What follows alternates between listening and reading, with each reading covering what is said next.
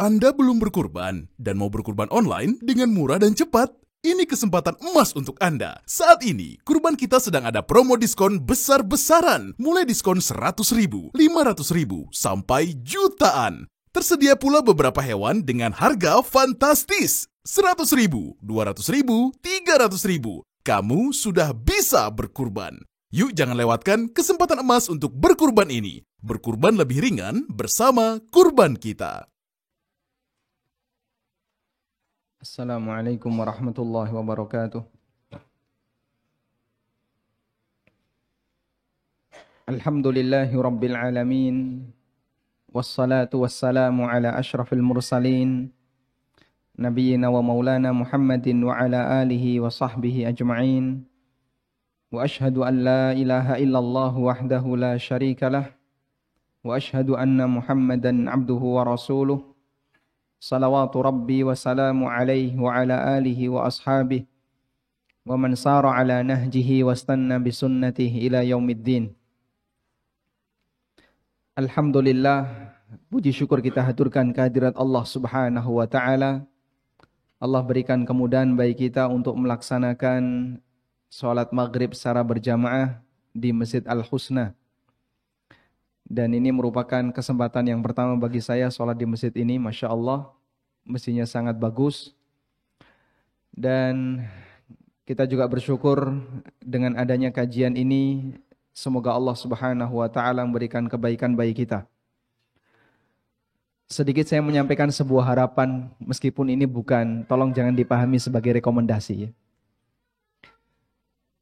Allah Subhanahu wa ta'ala berfirman, walaula daf'ullahin nasa ba'dahum bi ba'din lafasadatil ard.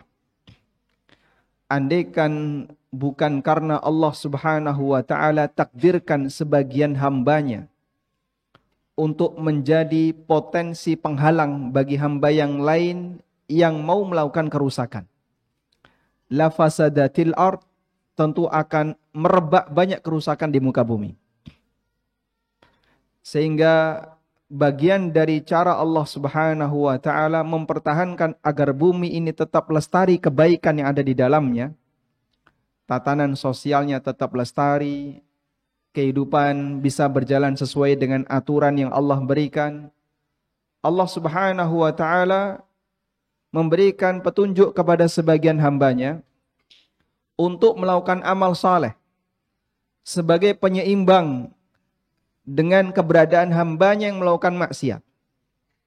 Karena sumber kebinasaan dan kerusakan di muka bumi adalah perbuatan maksiat. Dan itu kita akui bersama.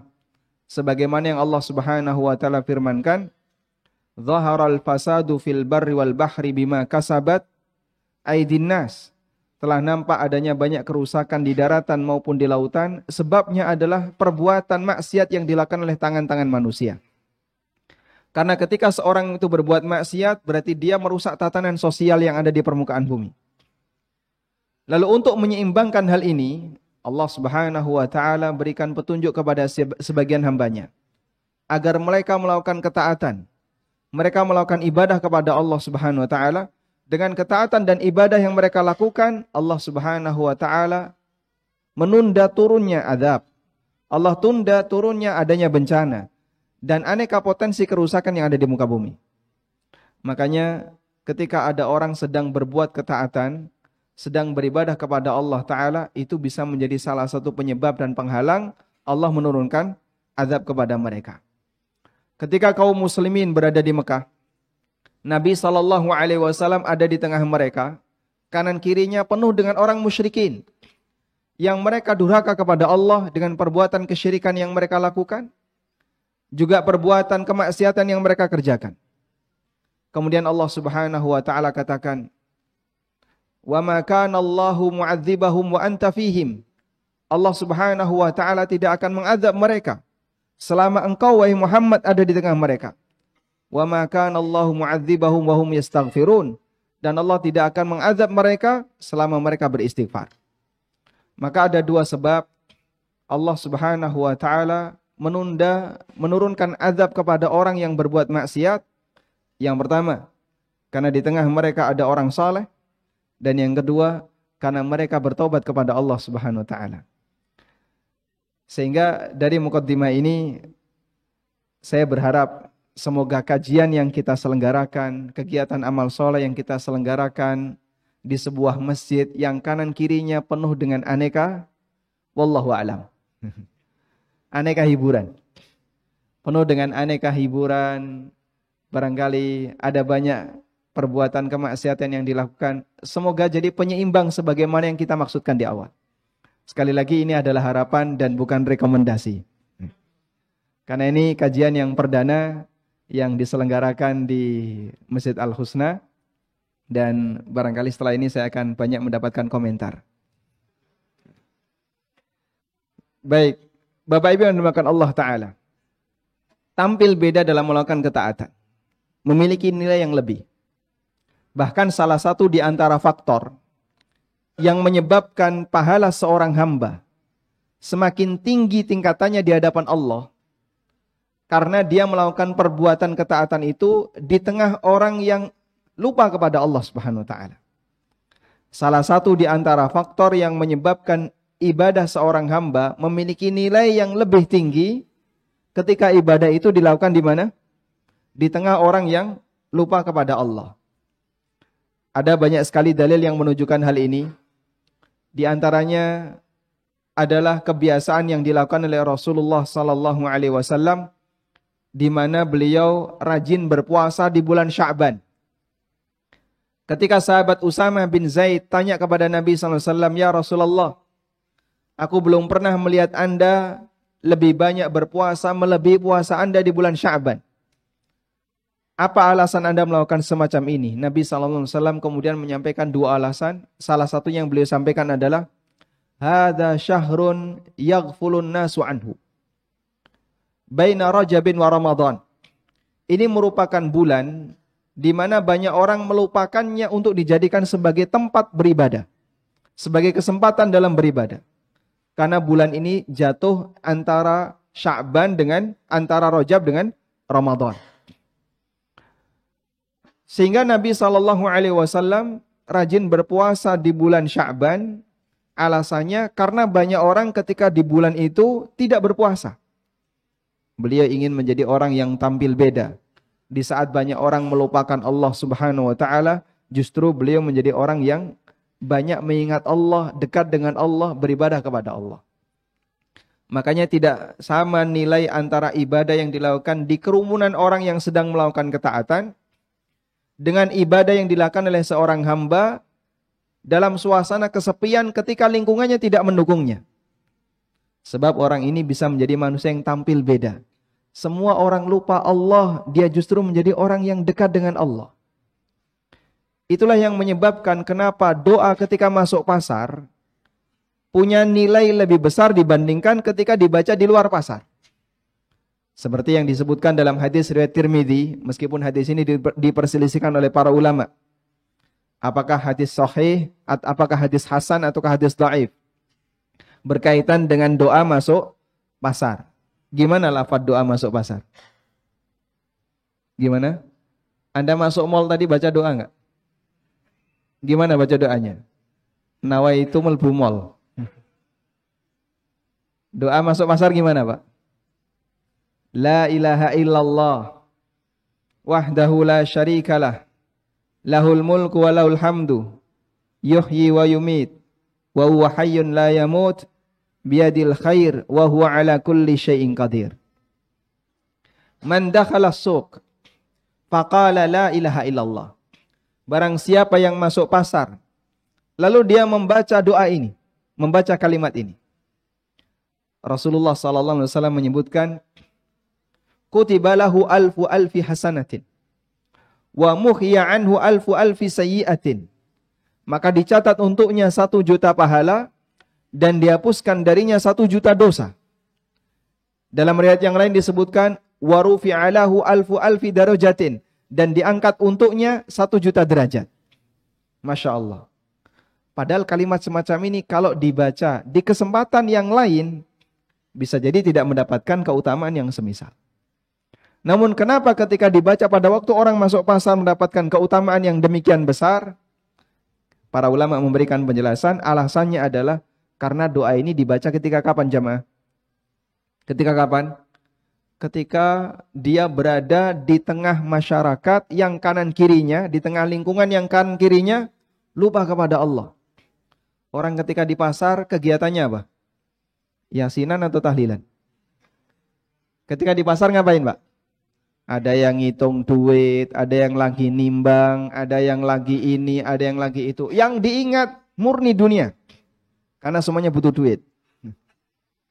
Sehingga kegiatan orang ketika di pasar fokus, yang mereka ingat adalah murni masalah dunia. Maka saat ada orang yang dia ketika di pasar, dia ingat Allah Subhanahu wa Ta'ala, ini manusia yang tampil beda. Yang lainnya lupa kepada Allah, justru dia menjadi orang yang dekat dengan Allah. Kalau di pasar saja dia zikir, kira-kira di masjid ngapain dia? Nge-game? Atau main PS? Di pasar saja dia zikir. Apalagi di tempat yang ketika orang itu banyak berzikrullah. Sehingga saat di pasar saja dia dekat dengan Allah. Pada waktu dia masuk dia berzikir. Ketika di luar pasar, apalagi ketika di masjid, di tempat orang berzikir kepada Allah, mungkin dia menjadi orang yang terdepan dalam berzikir. Menunjukkan ta'alluqul qalbi billah. Orang ini punya ketergantungan hati yang kuat dengan Allah Subhanahu wa Ta'ala. Sampai di tengah orang yang lupa kepada Allah, dia justru menjadi orang yang banyak mengingat Allah Subhanahu wa Ta'ala. Dan suasana semacam ini pernah disengaja oleh Nabi sallallahu alaihi wasallam dalam rangka untuk menunjukkan keunggulan para sahabat beliau sallallahu alaihi wasallam. Kaum muslimin, kita mengakui enggak mungkin kita bisa menyaingi para sahabat Rasulullah sallallahu alaihi wasallam. Karena mereka punya nilai keistimewaan yang luar biasa dalam beramal, yang amal mereka enggak mungkin bisa ditiru oleh generasi setelahnya. Pernah satu ketika Rasulullah sallallahu alaihi wasallam ditunggu oleh para sahabat untuk melaksanakan sholat Isya. Sampai masuk tengah malam sehingga ibu-ibu sudah pada tidur, anak-anak sudah pada tidur, dan para sahabat yang nunggu di masjid mereka sudah meletakkan kepalanya di atas rangkulan lututnya. Banyak di antara mereka yang sudah ngantuk. Datang Umar bin Khattab kepada Nabi sallallahu alaihi wasallam, mengetuk pintu Rasulullah sallallahu alaihi wasallam. Ya Rasulullah, qad namatin nisa' wasibyan. Ya Rasulullah, ibu-ibu dan anak-anak sudah pada tidur. Artinya apa? Sudah tengah malam. Sudah sangat larut malam. As-salah ya Rasulullah, waktunya salat ya Rasulullah. Dan Nabi sallallahu alaihi wasallam tetap menahan sampai masuk tengah malam. Hingga akhirnya di pertengahan malam Rasulullah sallallahu alaihi wasallam keluar. Kemudian beliau mengatakan, aku sudah tahu kalau kalian menungguku. Kemudian beliau menyampaikan satu pernyataan. Beliau mengatakan, man tadharaha ala wajhil ardi ghairakum. Sungguh tidak ada di malam ini yang sedang menantikan ibadah salat Isya selain kalian. Sehingga beliau sengaja menunda sampai pertengahan malam. Sehingga semua orang sudah pada tidur. Maka yang beribadah ketika itu hanyalah mereka yang sedang berada di Masjid Nabawi saat itu. Dipimpin oleh seorang Nabi. Dan tidak ada manusia dimanapun di alam bumi itu yang sedang beribadah kepada Allah selain para sahabat yang berada di Masjid Nabawi. Amal semacam ini bisa ditiru enggak, Pak? Enggak mungkin bisa ditiru. Anda mau sholat jam berapa yang tidak dibarengi oleh kaum muslimin sedunia? Enggak mungkin. Misalnya Anda bangun jam 1 malam mau sholat. Rasanya di sini sudah enggak ada yang bangun. Semuanya sudah pada tidur. Rasanya enggak ada yang ibadah. Iya, Anda di sini jam 1. Di Saudi jam berapa? Selisih 4 jam. Nanti ke barat lagi di daerah Mesir, ke barat lagi di daerah Maroko dan sekitarnya. Mereka baru maghrib. Masih banyak orang yang sholat di sana. Banyak orang yang beribadah di sana. Sehingga kapan kita bisa melakukan ibadah yang tidak dibarengi oleh siapapun di dunia ini? Tidak mungkin, Pak. Itu hanya mungkin dialami di zaman sahabat. Dipimpin oleh Rasulullah SAW sehingga saat Nabi SAW berdoa ihdinas siratal mustaqim sampai akhir Al-Fatihah waladdallin, sahabat mengaminkan amin. Yang berdoa seorang Nabi. Diaminkan oleh makmum yang berada di belakangnya. Gak ada satupun manusia yang menyertai mereka dalam beribadah. Sehingga mereka menjadi manusia yang paling berbeda di dunia ketika itu. Sedang melakukan ketaatan kepada Allah. Islam di belahan bumi yang lain belum ada. Sementara kanan kirinya mereka pada istirahat. Hanya mereka yang berada di Masjid Nabawi. Dan itu kesengajaan yang dilakukan oleh Rasulullah sallallahu alaihi wasallam untuk menunjukkan apa? Nilai keistimewaan para sahabat beliau sallallahu alaihi wasallam. Ini motivasi bagi kita untuk melakukan ketaatan kepada Allah Subhanahu wa taala di saat banyak orang lupa kepada Allah. Makanya kalaupun ada semacam ini, sekali lagi meskipun ini bukan rekomendasi ya. Kalaupun ada kegiatan semacam ini, niatkan dalam rangka itu. Semoga apa yang aku lakukan menjadi bagian dari upaya yang bisa menjadikanku orang yang tampil beda. Melakukan ketaatan kepada Allah di tengah masyarakat yang mungkin sibuk dengan berbagai macam hiburan. Di tengah masyarakat yang mungkin tenggelam dengan kemaksiatan. Namun kita beda, kita ingat Allah Subhanahu wa ta'ala. Walhamdulillah. Selanjutnya kita beralih ke tema semua butuh apa? Butuh duit untuk bayar SPP ya. Ini yang ngasih tema bukan saya ya. Yang milihkan tema ini dari kawan-kawan MBI ini. Kenapa? Latar belakangnya apa kok temanya semua butuh duit? Multi tafsir. Butuh duit untuk apa, Mas? Biar menarik. Baik. Hadirin dan makan Allah, sebenarnya tema ini menceritakan tentang karakter dasar manusia. Yang Allah Subhanahu wa taala tegaskan dalam Al-Qur'an, wa innahu lihubbil khairi lasyadid. Manusia itu sangat mencintai al-khair.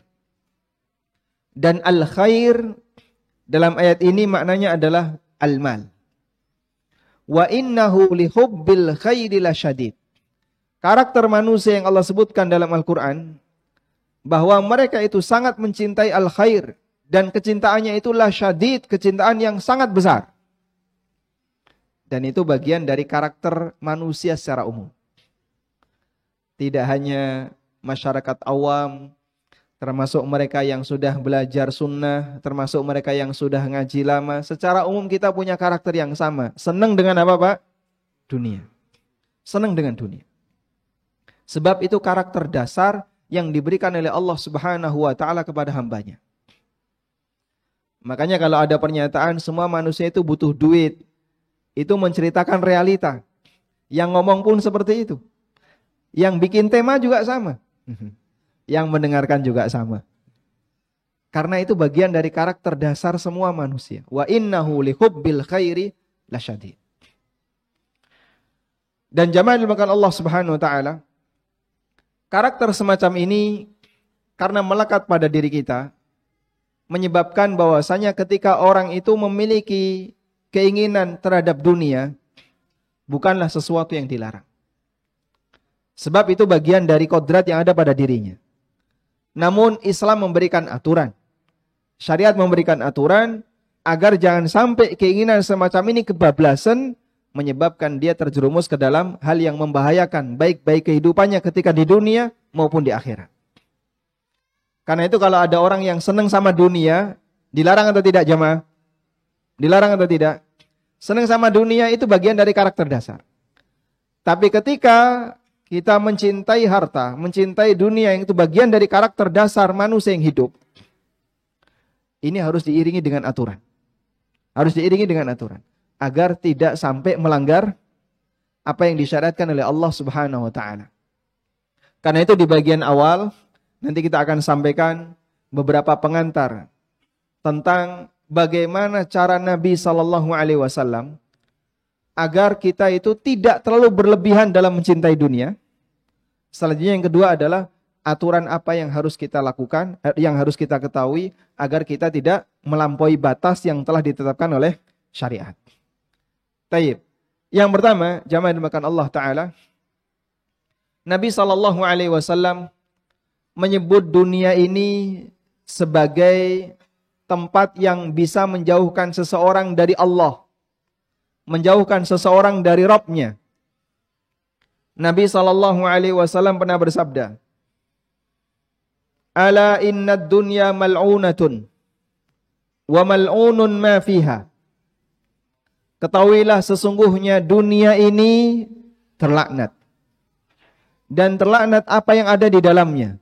Pertama kali ketika saya mendengar hadis ini rasanya kaget. Hadis ini ada di Riyadhus Shalihin. Hadisnya diriwayatkan oleh Tirmidzi dan statusnya hadis yang sahih.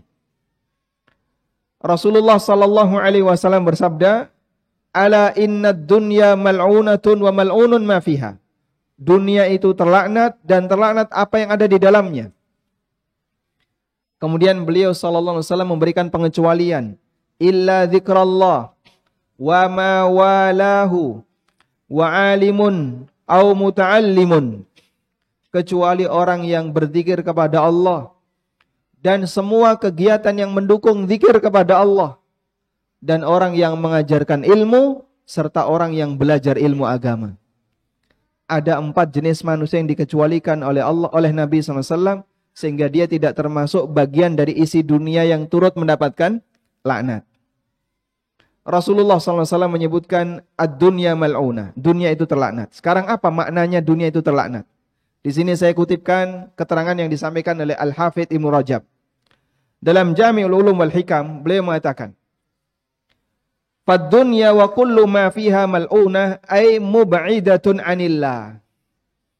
Yang dimaksud bahasanya dunia dan isinya itu terlaknat, artinya dunia itu menjauhkan hamba dari Allah. Dan itu karakter umum.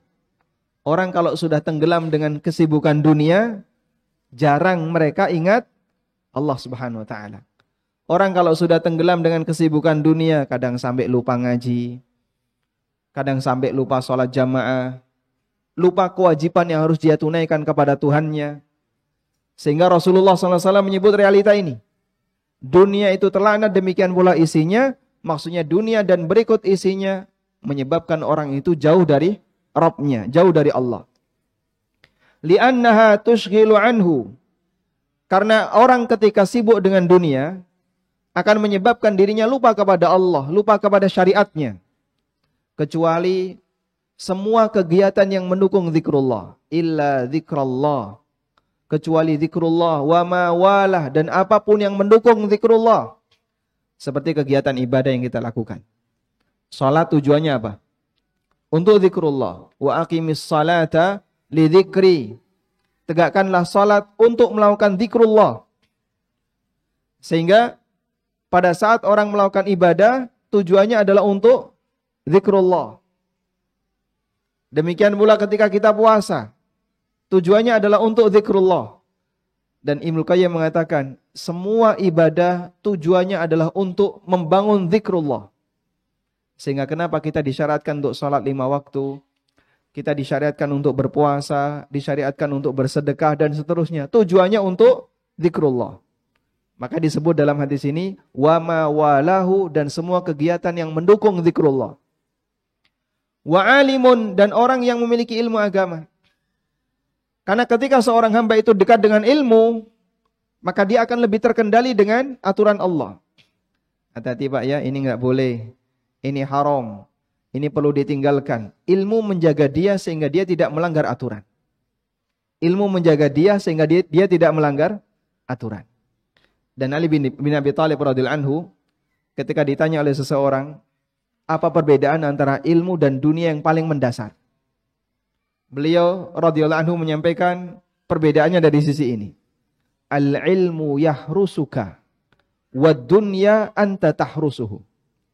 Ilmu itu yang menjaga kamu. Karena orang kalau punya ilmu, dia akan lebih terjaga. Terjaga dalam arti ketika dia melakukan gerakan, ilmunya mengingatkan. Ini tidak boleh ya mas, ini dilarang, ini haram, ini syubhat, tinggalkan. Di sini ada ancaman, dia tinggalkan. Ilmunya menjaganya. Sedangkan dunia anta tahrusuhu, kau yang menjaganya. Orang kalau punya motor perlu dijaga enggak? Anda motornya dikunci enggak Pak? Dikunci. Kita punya mobil dijaga enggak? Dijaga. Orang kalau punya harta dijaga enggak? Dijaga. Sehingga perbedaan yang mendasar kata Ali bin Abi Thalib antara ilmu dengan dunia, kalau ilmu itu yang menjaga kita. sedangkan dunia kita yang menjaganya. Ada orang punya satu mobil, dia putus satu garasi. Ketika dia beli satu mobil lagi, dia mikir garasi yang kedua. Dia beli mobil yang ketiga, taruh di depan pintu rumahnya, di jalan, kebaret, sedih dia. Tidur deg-degan, jangan-jangan nanti ada yang nyenggol mobilnya dan seterusnya. Itu bukti manusia punya ketergantungan untuk menjaga hartanya. Meskipun dia punya banyak. Sehingga dia simpan baik-baik, dia bersihkan, dia rapikan dan seterusnya. Itu bukti manusia ketika punya dunia, dia berusaha untuk menjaganya. Orang ketika punya banyak ilmu, ilmu itu yang akan menjaga dirinya. Makanya sebenarnya ketika manusia itu sibuk dengan ilmu, dia itu sama dengan menambah banyak penjaga untuk dirinya. Baik. Demikian pula al-muta'allim, orang yang sedang belajar seperti kita semua ini. Mendekat kepada ilmu dalam rangka untuk menambah apa yang bisa bermanfaat bagi kehidupan kita. Itulah yang dikecualikan oleh Nabi SAW. Karena dengan ini, maka seorang hamba akan dekat dengan Allah, ad-dala 'ala Allah wa 'ala ma'rifatihi. Seorang hamba akan dengan Allah dan berusaha untuk mengenal Tuhannya lebih dekat melalui ilmu yang dia pelajari. Wa talabu qurbihi wa ridahu, sehingga dia bisa berusaha untuk mendekat kepada Allah dan mencari ridhonya. Wa dzikrihi wa ma walahu, demikian pula dia bisa berzikir kepada Allah dan apapun yang mendukung zikir kepada Allah. Fa hadza huwal maqsudu minad dunya, dan itu menjadi tujuan dasar kenapa Allah ciptakan dunia. Sebagaimana Allah tegaskan dalam Al-Qur'an, wa ma khalaqtul jinna wal insa illa liya'budun. Tidaklah aku ciptakan jin dan manusia kecuali agar mereka beribadah kepadaku. Nah, orang kalau sibuk dengan dunia, dia akan melupakan tujuan dasar kenapa dia diciptakan. Sehingga dia menjauh, melupakan Allah Subhanahu wa taala. Karena itu kenapa Nabi sallallahu alaihi wasallam menyebut dunia dan seisinya disebut sebagai sesuatu yang terlaknat, sebab dia, laknat itu artinya menjauhkan. Sebab dia menjauhkan seorang hamba dari tujuan dasar dia diciptakan, dia dijauhkan dari Allah Subhanahu wa taala. Baik. Ini cara yang pertama yang disampaikan oleh Rasulullah SAW. Ini hadis pertama di mana kita bisa melihat pelajaran Nabi SAW memberikan penekanan, jangan berlebihan mencintainya. Karena kalau kamu terlalu berlebihan mencintai dunia, ingat ini bisa menjauhkan dirimu dari siapa, Pak? Dari Allah Subhanahu wa taala.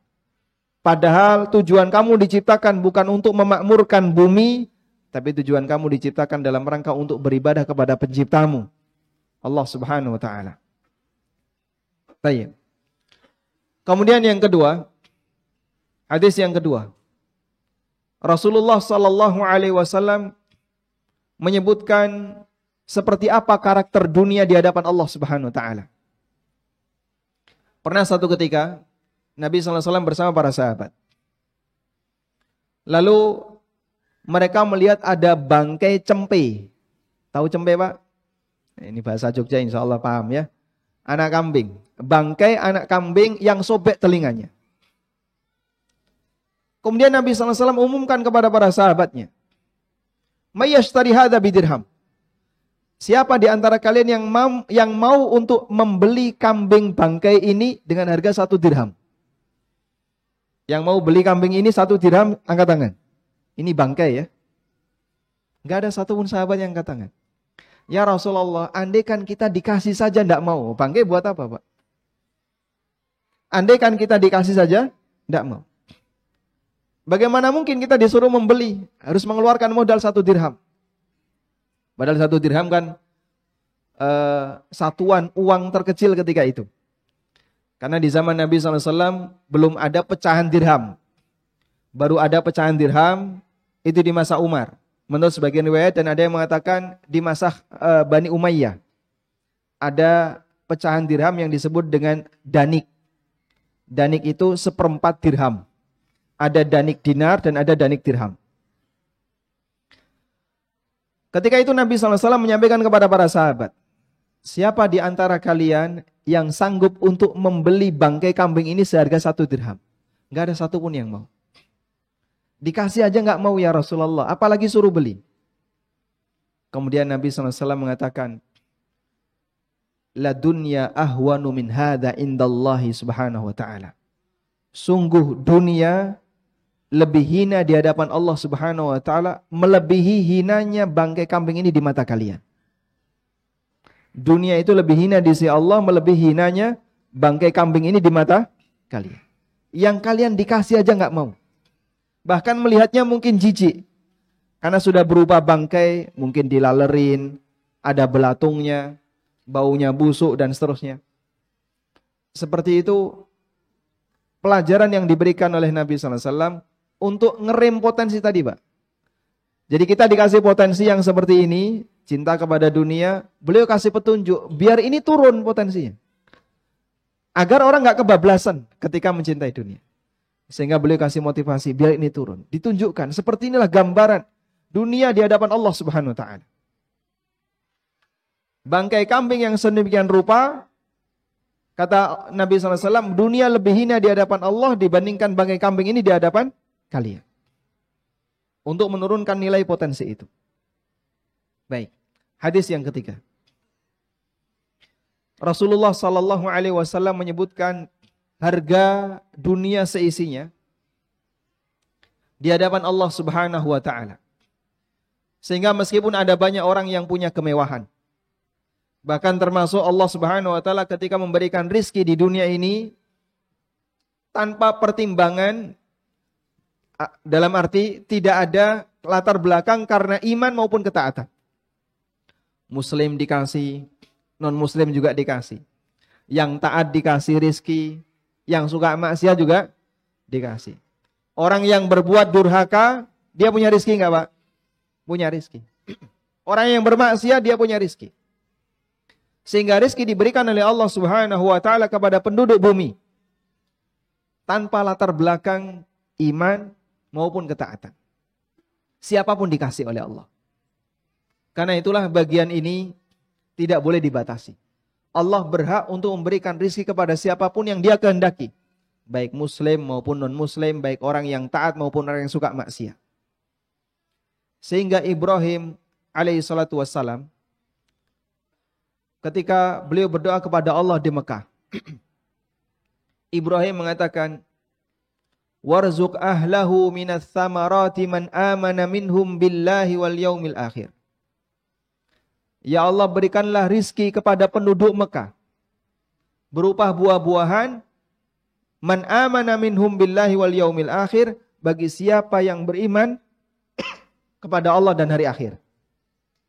Sehingga Ibrahim ketika mendoakan kota Mekah yang waktu itu masih kosong dengan penduduk, karena beliau bersama Ismail dan istri beliau Hajar, kemudian ada sebagian suku Jurhum yang tinggal di situ, yang penduduknya sangat sedikit. Penduduknya sangat sedikit, belum menjadi pusat peradaban ketika itu. Ibrahim berdoa kepada Allah, warzuq ahlahu minas samarati man amana minhum billahi wal yaumil akhir. Berikanlah rizki berupa buah-buahan kepada penduduknya yang beriman kepada Allah dan hari akhir. Andaikan doa Ibrahim ini dikabulkan, orang musyrikin gak bisa hidup di situ. Orang musyrikin gak bakalan dapat rizki berupa buah-buahan di situ. Namun doa Ibrahim ini dikoreksi oleh Allah. Sehingga Ibrahim berdoa kepada Allah membatasi yang dapat rizki hanya yang mukmin, yang enggak beriman jangan dikasih rizki. Tapi dikoreksi oleh Allah Subhanahu wa ta'ala di lanjutan doa. Qala wa man kafara fa umatti'uhu qalila. Allah berfirman, dan orang kafir pun aku akan berikan kenikmatan kepada mereka. Sehingga ketika Allah Ta'ala memberikan rizki, Allah Subhanahu wa ta'ala berikan dunia ini, berikan rizki ini tanpa latar belakang apa Pak? Iman maupun keimanan maupun ketaatan. Mau iman mau taat semuanya dikasih oleh Allah. Mau beriman maupun tidak beriman semuanya dikasih. Mau taat maupun maksiat semuanya dikasih. Makanya bukan standar cintanya Allah ketika seorang hamba itu mendapatkan rizki yang melimpah. Bukan standar bahwasanya hijrahnya itu berhasil ketika setelah hijrah dia dikasih oleh Allah Subhanahu wa ta'ala sumber pendapatan yang lebih banyak. Karena ada sebagian orang yang mikir begini ya. Katanya hijrah itu bisa mengantarkan kepada kesuksesan. Akhirnya saat dia termotivasi seperti itu, Dia tinggalkan pekerjaan haram. Berniat untuk hijrah. Semangat, semoga nanti akan mendapatkan sumber pendapatan yang lebih tinggi lagi. Saya hijrah nih ya, tak tinggalkan riba.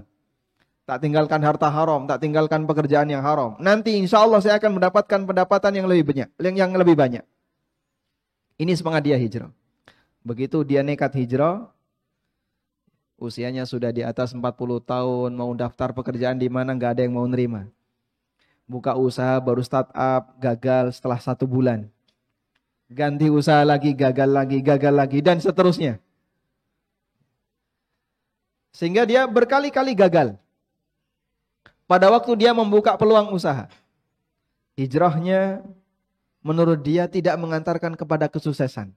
Dan ada banyak orang yang ketika posisinya semacam ini, mutung dia Pak, balik lagi ke seperti kebiasaan lama dia. Orang kalau mikir hijrah itu sifatnya semacam ini, berarti dia meninggalkan dunia untuk mencari dunia yang lebih banyak. Belum maksimal dia hijrahnya. Bukan karena untuk mendapatkan ridha Allah, meninggalkan sesuatu yang diharamkan, tapi dalam pikirannya apa? Meninggalkan sebagian dunia untuk mencari dunia yang lain. Karena itulah Allah Subhanahu wa taala, Nabi sallallahu alaihi wasallam jelaskan bahwa dalam masalah rizki itu bukan ukuran kecintaan Allah Subhanahu wa taala kepada hambanya. Rasulullah sallallahu alaihi wasallam mengatakan, dunia di sisi Allah, lau kanatid dunya ta'dilu 'indallahi janaha ba'udah. Andaikan dunia di sisi Allah Subhanahu wa taala itu nilainya sepadan dengan 1 sayap seekor nyamuk, masukiya kafirun syurbatan min ma. Maka orang kafir enggak bakalan dikasih minum walaupun hanya setetes air. Namun karena dunia di hadapan Allah taala tidak lebih bernilai dibandingkan 1 sayap seekor nyamuk, maka Allah Subhanahu wa taala berikan kepada yang taat maupun yang suka maksiat, yang muslim maupun yang non muslim, yang dia beriman maupun yang tidak beriman, semua dikasih oleh Allah. Karena itu Allah katakan dalam Al-Qur'an, fa ammal insanu idza mabtalahu fa akramahu wa na'amahu fayaqulu rabbi akraman. Manusia punya komentar.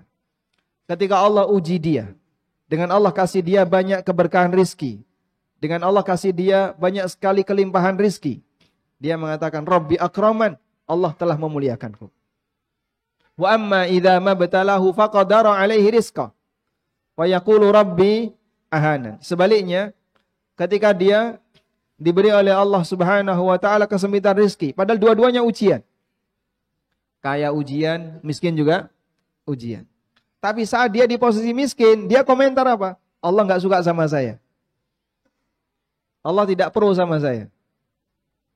Kalla, enggak seperti itu. Allah katakan kalla, bukan seperti itu. Ini anggapan yang salah. Karena banyaknya harta dan sedikitnya harta bukanlah indikator kecintaan Allah Subhanahu wa taala kepada hamba. Maka Nabi sallallahu alaihi wasallam tunjukkan, dunia di hadapan Allah tidak lebih berharga dibandingkan 1 sayap seekor nyamuk, Pak. Yang itu kalau kita timbang, Anda pakai timbangan apapun mungkin enggak kelihatan itu beratnya berapa. Di hadapan Allah tidak lebih bernilai daripada ini. Karena itulah orang yang tidak taat, orang yang tidak beriman kepadanya, dikasih oleh Allah Subhanahu wa taala. Andaikan lebih bernilai di sisi Allah, melebihi nilainya 1 sayap seekor nyamuk, yang tidak taat enggak bakalan dikasih minum. Maka jamaah dimakan Allah, ini contoh gambaran yang diberikan oleh Rasulullah SAW untuk ngerem semangat kita dalam mencari dunia, dalam mencintai dunia. Jangan berlebihan. Baik, selanjutnya kita beralih ke tahap yang kedua. Bagaimana petunjuk Rasulullah SAW biar dalam mendapatkan harta kita diberkahi dan tidak berlebihan dalam mencintai dunia. Yang pertama, bangun kesadaran bahwa apapun yang kita upayakan pasti akan dihisap. Yang kecil maupun yang besar. Dan Rasulullah SAW menanamkan prinsip semacam ini kepada para sahabat berkali-kali. Sampai ketika beliau dalam kondisi lapar. Lalu mengajak Abu Bakar As-Siddiq radhiyallahu anhu dan Umar mampir di rumah salah seorang sahabat. Dikasih suguhan, dikasih makan sampai mereka kenyang. Rasulullah SAW mengatakan, "Walladzi nafsi biyadihi la tus'alunna an hadzal na'im yaumal qiyamah." Demi zat yang jiwaku berada di tangannya, sungguh kalian akan ditanya tentang kenikmatan ini kelak di hari kiamat. Padahal makanan itu beliau konsumsi dalam kondisi beliau lapar. Orang yang lapar kemudian dia makan, dia kan punya alasan kuat. Kenapa kamu makan? Karena saya lapar. Ini punya alasan yang kuat. Beda dengan orang yang makan karena urusan selera. Kamu kenapa makan ini? Karena saya senang itu. Padahal kamu sudah kenyang, tapi saya senang ini. Ini makan karena urusan selera. Lebih kuat mana alasan lapar dengan selera, Pak? Lebih kuat alasan lapar. Artinya itu bisa menjadi kebutuhan yang primer. Karena orang butuh hidup. Tapi kata Nabi SAW, sungguh demi zat yang jiwaku ada di tangannya, kalian akan ditanya oleh Allah tentang kenikmatan semacam ini. Maka orang yang mencukupi hidupnya hanya yang primer saja dihisap oleh Allah. Apalagi yang melebihi primer. Untuk bisa bergabung di MBI syaratnya apa? Motornya harus gede. Setelah itu tambah aksesoris apa. Sudah itu lebih dari primer itu ya. Sudah jauh melebihi primer itu. Dan ingat semuanya akan dihisap oleh Allah Subhanahu wa taala. Tanamkan prinsip ini. Yang kedua, kunci keberkahan ketika orang mencari harta itu salah satunya diukur dari bagaimana cara dia mendapatkannya. Semakin dia dapatkan dengan cara yang sopan, Allah akan turunkan keberkahan. Ada seorang sahabat yang bernama Hakim bin Hizam radhiyallahu anhu. Beliau ini sepupunya Khadijah atau keponakannya Khadijah radhiyallahu anha. Hakim masuk Islam ketika Fathu Mekah. Rasulullah sallallahu alaihi wasallam pada waktu Hakim setelah masuk Islam sering dimintai oleh Hakim. Minta lagi minta dikasih berkali-kali. Sampai akhirnya ketika Hakim meminta yang kesekian kalinya, Rasulullah SAW mengatakan kepada Hakim, "Ya Hakim, inna hadzal mal khulwatun hadirah." Wahai Hakim, memang harta itu hijau dan manis. Hijau sedap dipandang, manis enak dirasakan. Sehingga membuat orang tertarik untuk selalu memilikinya. Lalu Nabi SAW mengatakan, "Faman akhadahu bisakhawati nafsin, burika lahu fi." Barang siapa yang mencari dunia bisakhawati nafsin, dengan perasaan yang tenang, burika lahu fihi, maka dia akan diberkahi. Tidak terlalu bernafsu, tidak menggebu-gebu. Dia ambil dunia itu dengan perasaan yang tenang. Waman akhadaha bil hala bi israfi nafsin, dan barang siapa yang mengambilnya dengan perasaan yang terlalu bernafsu, lam yubarak lahu fihi kalladzi ya'kulu wa la yashba, maka dia tidak akan diberkahi sebagaimana orang yang makan dan enggak merasa kenyang. Selalu merasa kurang, fakir ada ditaruh di hadapannya. Kefakiran ditaruh oleh Allah Subhanahu wa taala di hadapannya. Sehingga hati-hati dalam mencari dunia. Bisa jadi kita dikasih banyak, namun kita tidak pernah merasa cukup. Sebabnya adalah karena orang itu apa? Terlalu bernafsu ketika mencarinya. Baik. Sudah masuk waktu Isya? Kita akan dengarkan adzan dulu.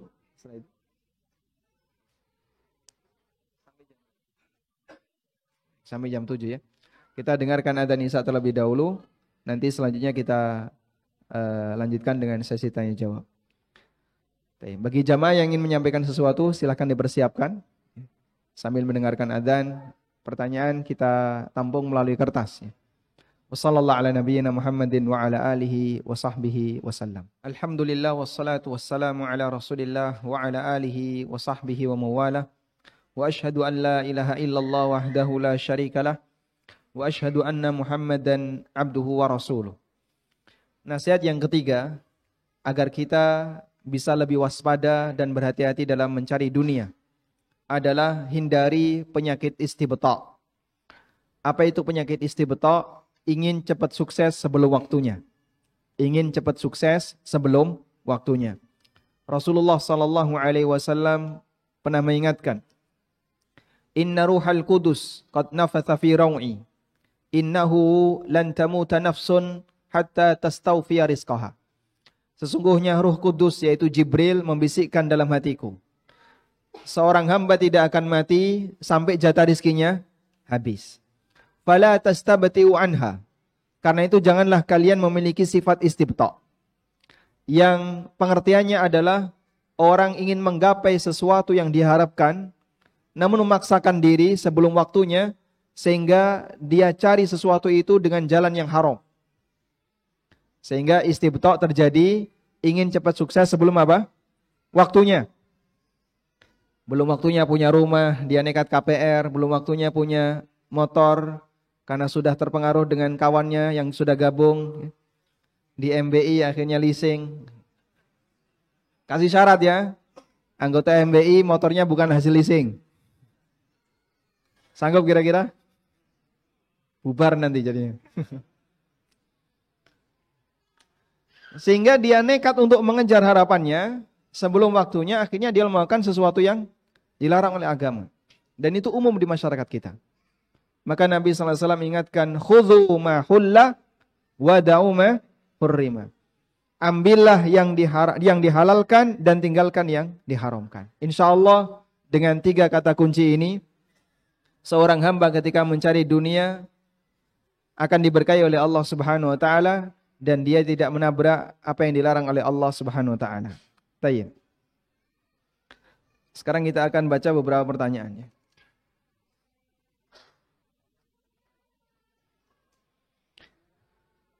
Ustadz, saya mau menikah tapi saya belum punya cukup uang. Apa yang harus saya lakukan? Anda punya tips? Boleh dibagikan di sini. Ada yang usul apa? Nikahi janda. Masya Allah. Wah, ini niru-niru siapa ya, Pak? Nah.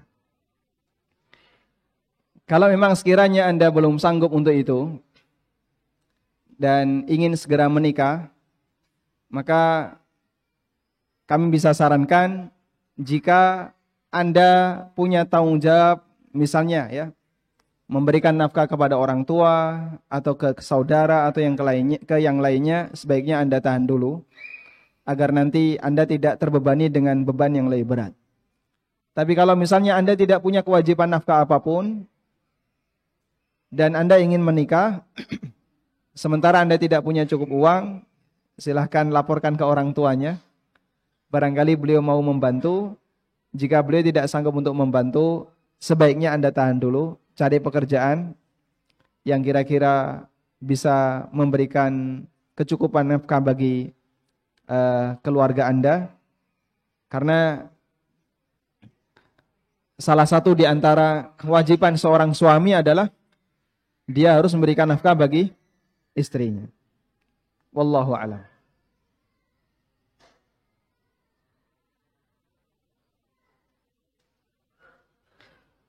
Mohon saran agar hobi saya dapat bernilai ibadah. Jadikan hobi Anda berupa sholat atau puasa atau sedekah. Insya Allah orang yang punya hobi semacam ini nilainya apa? Ibadah. Tayyib jamaah. Perkara yang mubah tidak bisa bernilai sebagai ibadah. Saya ulang ya. Perkara yang mubah tidak bisa dijadikan sebagai ibadah. Syekhul Islam Ibnu Taimiyah menjelaskan, definisi ibadah adalah ismun jami'un likulli ma yuhibbuhullah wa yarda minal af'ali wal aqwal adh-dhahira wal batinah. Semua perbuatan yang lahir maupun yang batin yang dicintai oleh Allah Ta'ala, itulah ibadah. Dan dijelaskan oleh para ulama, berdasarkan definisi ini, maka ibadah hanya ada 4 bentuk. Mengamalkan yang wajib, mengamalkan yang sunnah, meninggalkan yang haram, meninggalkan yang makruh. Hanya ada 4 ya. Apa saja? Mengamalkan yang wajib, mengamalkan sunnah, meninggalkan yang haram, meninggalkan yang makruh. Sedangkan perkara mubah, dia tidak bisa berstatus sebagai ibadah. Baik mengamalkan perkara yang mubah maupun meninggalkan sesuatu yang mubah. Namun ada satu peluang di mana perkara mubah bisa bernilai ibadah. Kapan itu? Ketika dia melakukan sesuatu yang mubah atau meninggalkan sesuatu yang mubah, diniatkan dalam rangka untuk mendukung ibadah. Saya ulang ya. Ini kaidah ini ya. Saya ulang. Jadi tidak ada ibadah yang bentuknya melakukan yang mubah atau meninggalkan yang mubah. Sebab perkara mubah sebagaimana namanya sifatnya mubah. Tidak bernilai pahala ketika dilakukan maupun bernilai dosa ketika ditinggalkan. Sudah? Karena itu perkara mubah bisa bernilai ibadah hanya dengan satu cara. Kapan itu? Ketika perkara yang mubah tersebut bisa menjadi alat bantu untuk mendukung kegiatan ibadah. Sebagaimana yang pernah dilakukan oleh sahabat Mu'adz bin Jabal radhiyallahu anhu. Mu'adz pernah mengatakan, "Kuntu ahtasibu 'ala Allahi naumati kama ahtasibu 'alaihi qaumati." Aku mengharapkan pahala kepada Allah dengan tidur yang aku lakukan, sebagaimana aku mengharapkan pahala kepada Allah dari tahajud yang aku kerjakan. Karena beliau berharap dengan tidur ini nanti beliau bisa lebih kuat dalam tahajud, sehingga dengan tidur itu diniatkan dalam rangka mendukung apa jemaah?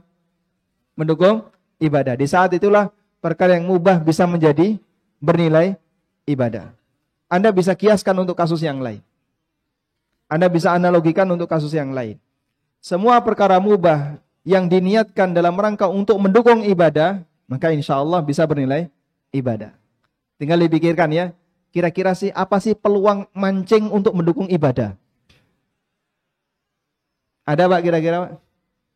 Biar nanti setelah mancing sholatnya biar lebih tahan lama. Ya, sebagaimana dia sabar mancing. Kalau tidak ada hubungannya, sepeser pun nggak bisa mendukung kegiatan ibadah, maka hobi semacam ini tidak bisa apa? Dijadikan sebagai pendukung untuk ibadah, nggak ada peluang pahala di sana. Wallahu a'lam. Sudah jam 7, Mas. Hah? Ini pertanyaan yang datang masih banyak.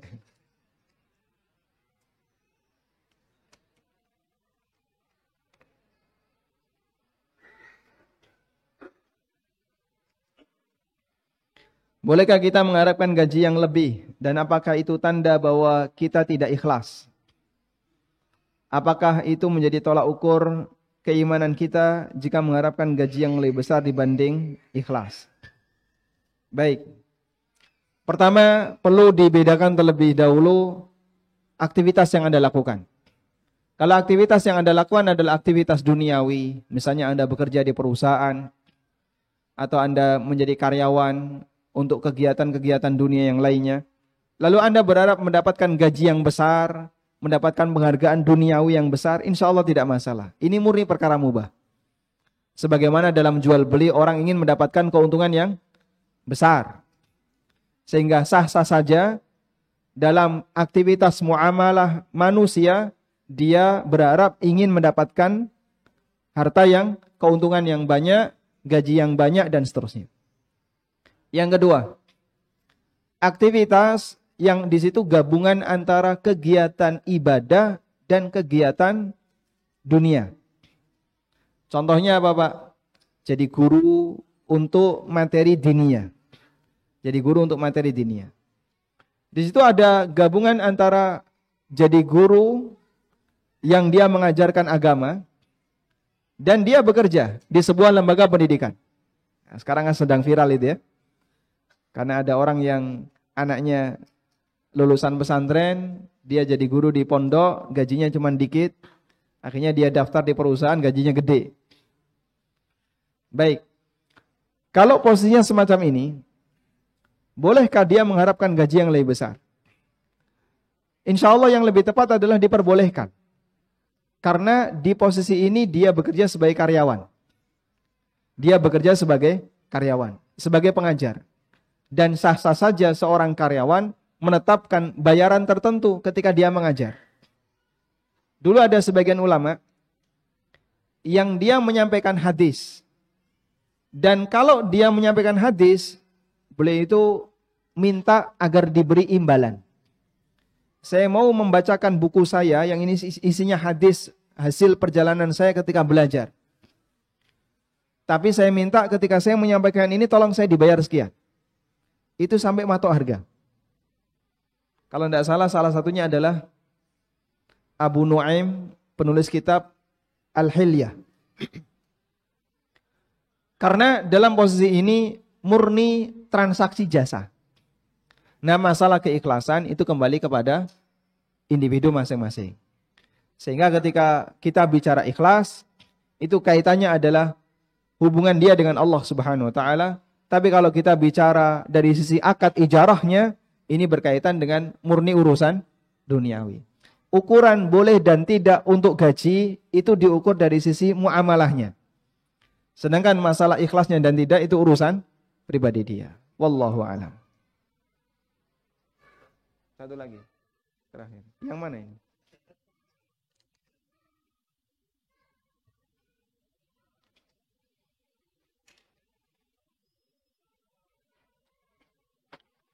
Bapak saya dulu bekerja di bank dan membangun rumah. Di dalamnya ada kos-kosan.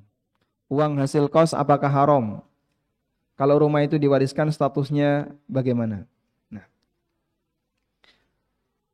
pertama yang perlu untuk diperhatikan adalah terkait batasan kapan Bapak Anda ketika bekerja di bank itu mengetahui bahwasanya gaji beliau adalah gaji yang bermasalah.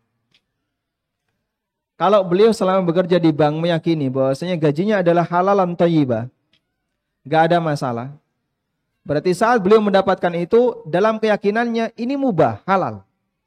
Enggak ada unsur haram sebesar pun. Sehingga saat memilikinya enggak ada beban dosa.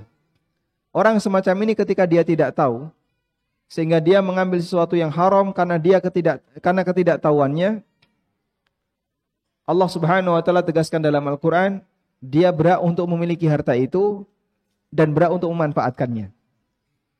Sebagaimana yang Allah firmankan dalam Al-Qur'an, "Faman ja'ahu mau'izatun min rabbih fantaha falahu ma salafa wa amruhu ila Allah." Barang siapa yang sudah mendapatkan keterangan dari Rabb-nya, sudah dapat ilmu dari Rabb-nya, lalu dia berhenti, maka dia berhak untuk menikmati harta yang dia dapatkan di masa silam. Dan ini berkaitan dengan riba. Siapa yang sudah mendapatkan keterangan tentang haramnya riba, lalu dia hentikan itu, maka dia berhak mendapatkan harta yang dia dapatkan di masa silam. Wa amruhu ilallah, dan urusan dia kembali kepada Allah Ta'ala. Namun bagi yang sudah mengerti, tapi dia tetap bertahan, maka sejak dia tahu pendapatannya haram untuk dia terima. Nah, Anda perlu mengukur bagian ini ya. Apakah Bapak Anda ketika bekerja di lembaga ini tahu ataukah tidak? Kalau beliau nggak tahu sampai beliau pensiun, maka status harta itu bagi beliau adalah mubah. Sebagai konsekuensinya, seluruh turunannya tidak ada beban bagi beliau. Mau dijadikan kos-kosan, modal usaha maupun yang lainnya. Wallahu ta'ala alam. Demikian yang bisa kita sampaikan. Semoga apa yang kita bahas ini bermanfaat.